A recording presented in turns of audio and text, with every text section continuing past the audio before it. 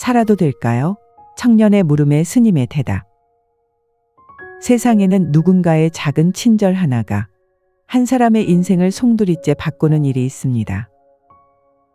오늘 전할 이야기는 한 일본 스님이 직접 겪은 실화입니다.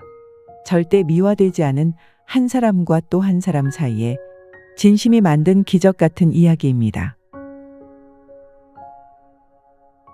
추적추적 비가 내리는 날.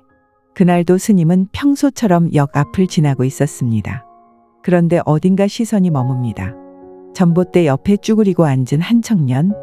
고개는 푹 숙여져 있고 손에는 담배가 들려 있었습니다. 스님은 잠시 멈칫했습니다. 그리곤 가만히 청년을 쳐다보았습니다. 그런데 그 순간 청년이 천천히 고개를 들더니 눈이 마주칩니다. 뭐예요? 뭘 쳐다봐요? 스님은 조용히 미소를 지으며 청년에게 다가갑니다. 그리고 그저 가만히 청년의 손을 살포시 잡습니다. 뭐야? 뭐 하는 거야? 놓으세요. 하지만 스님은 놓지 않습니다. 눈빛에는 단호함이 아닌 따뜻함이 담겨 있었죠. 손이 참 따뜻하구나. 청년은 그 말에 얼어붙은 듯 조용해졌습니다. 스님은 아무 말 없이 청년의 손을 꼭 잡고 그렇게 몇 분을 서 있었습니다. 며칠이 흐른 어느 날, 그 청년이 조심스레 저를 찾아옵니다. 아직은 거칠고 삐딱한 말투지만 어딘가 간절함이 묻어 있었습니다. 스님, 그날 왜 제 손을 잡았어요? 뭐, 불쌍해서요? 스님은 잠시 청년의 얼굴을 바라보다 조용히 고개를 젓습니다. 불쌍해서가 아니야. 내가 누군가에게 소중한 존재라는 걸 너 자신만 모르고 있는 것 같아서 그냥 손을 잡았을 뿐이야.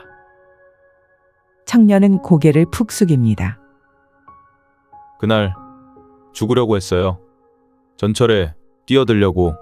근데 스님이 내 손을 잡는 순간 이상하게 그 손이 너무 따뜻해서. 스님은 그 말을 끊지 않고 조용히 청년의 옆에 앉습니다. 그리고 아주 부드러운 목소리로 말을 이어갑니다. 사람 손은 마음이 담기면 따뜻해진단다. 그리고 그 따뜻함은 사람을 살릴 수도 있어. 청년의 어깨가 조금 떨립니다.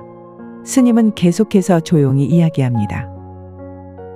나는 내가 누구인지 모른단다. 무슨 상처를 안고 있는지도 모르고 어떤 실수를 했는지도 몰라. 그런데 말이야. 나는 그날 한 사람의 마음이 무너지는 소리를 들었어. 그래서 그냥 그 무너지는 마음을 붙들어주고 싶었을 뿐이야. 청년의 눈에 눈물이 맺힙니다. 처음으로 세상이 아닌 한 사람 앞에서 무너져 내립니다. 제가 살아도 될까요? 넌 살아도 되는 사람이 아니라 꼭 살아 있어야 하는 사람이야. 그날 이후로 청년은 스님과 함께 절에 머무르기로 합니다. 마당을 쓸고 스님을 도우며 하루하루 평안히 보내게 됩니다. 그러던 어느 날 청년은 문득 생각이 들었습니다. 이상하네요. 제가 지금 뭘 하고 있는 건지 가끔 어리둥절해요. 공부도 안 하고 그냥 쓸고 닦고만 있는데. 스님은 다 마른 빨래를 걷으며 웃으며 답합니다. 그게 바로 수행이야. 마음속 먼지를 하나하나 닦아내는 거지. 몸을 움직이면 마음도 따라 움직이게 돼. 청년은 멍하니 그 말을 곱씹다가 잠시 후 낮은 목소리로 물었습니다. 스님은 원래 이렇게 착했어요? 아니, 나도 예전엔 많이 화도 냈고 속도 좁았지. 근데 어느 날 문득 나 하나 잘나려고 사는 게 참 부질없단 걸 알았어. 청년은 손에 들린 빗자루를 내려놓았습니다. 햇살 아래 먼지들이 반짝입니다. 저는요, 누가 날 한 번이라도 괜찮다고 해줬으면 좋겠었어요. 어릴 땐 학교에서도 항상 전 문제아였거든요. 스님은 청년을 바라봅니다. 눈빛은 판단도 동정도 없습니다. 오직 듣는 사람의 따뜻한 시선만 있을 뿐입니다. 그런 말 나도 많이 들었지. 쟤는 왜 저래? 쟤는 절에 왜 왔대? 근데 말이야. 세상이 붙이는 낙인은 내 본질이 아니야. 청년은 고개를 푹 숙이고 긴 침묵 끝에 입을 열었습니다. 사실 난요.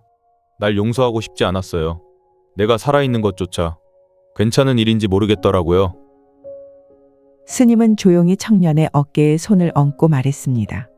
그럼 지금부터 배워보면 되지. 자기 자신을 사랑하는 방법을 말이야.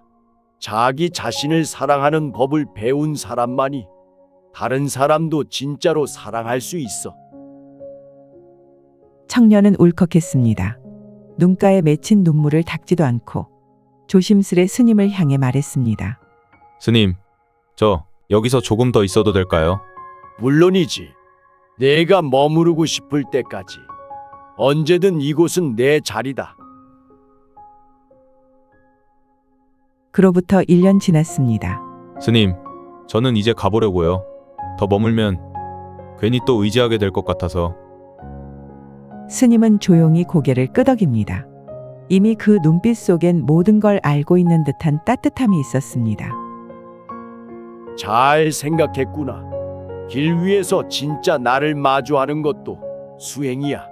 청년은 작게 웃으며 대답합니다. 스님은 참 이상해요. 누가 뭘 해달라고 해도 안 해주면서 꼭 필요한 말은 해주시네요. 스님은 빙그레 웃으며 말했습니다. 말이라는 건 많을수록 진심이 흐려지기도 하거든. 꼭 필요한 순간 꼭 필요한 말만 전하는 게 더 어려운 법이지. 청년은 한참을 망설이다가 입을 열었습니다. 사실 아직도 무서워요. 세상으로 돌아간다는 게 예전처럼 되면 어떡하지? 또 실패하면 어쩌지? 그런 생각이 자꾸 들어요. 스님은 청년의 손에 작은 쪽지를 쥐어줍니다. 종이엔 단정한 붓글씨가 적혀 있었습니다. 쪽지 내용엔 내 마음이 흔들릴 땐 그 흔들림마저도 껴안아라 라고 적혀 있었습니다. 예전 나도 세상 밖이 두려웠단다. 그래서 이 글귀를 늘 가슴에 품고 다녔지. 흔들려도 괜찮아. 중요한 건 다시 중심을 잡으려는 마음이거든. 청년은 그 말을 듣고 고개를 깊이 숙입니다. 스님, 정말 감사했어요. 스님이 없었으면 전 지금 없었을 거예요. 내가 널 살린 게 아니야. 내가 스스로 살아가기로 마음먹었기에 지금 내가 있는 거란다. 청년은 눈시울을 붉히며 고개를 끄덕이고 작은 절을 하며 절을 떠납니다. 그리고 떠나는 청년을 보며 스님은 말합니다. 사람의 마음은 연못과 같아서 돌 하나만 던져도 파문이 일지. 그 파문이 때로는 누군가의 인생을 다시 일으켜주는 바람이 되기도 하지. 작은 손길 하나가 한 사람의 생을 바꾸고 그 변화는 또 다른 누군가에게 전해집니다. 우리도 그렇게 누군가의 손을 따뜻하게 잡아주는 사람이 될 수 있지 않을까요? 오늘의 이야기는 여기까지입니다. 들어주셔서 감사합니다. 다음에 좋은 이야기로 다시 만나요.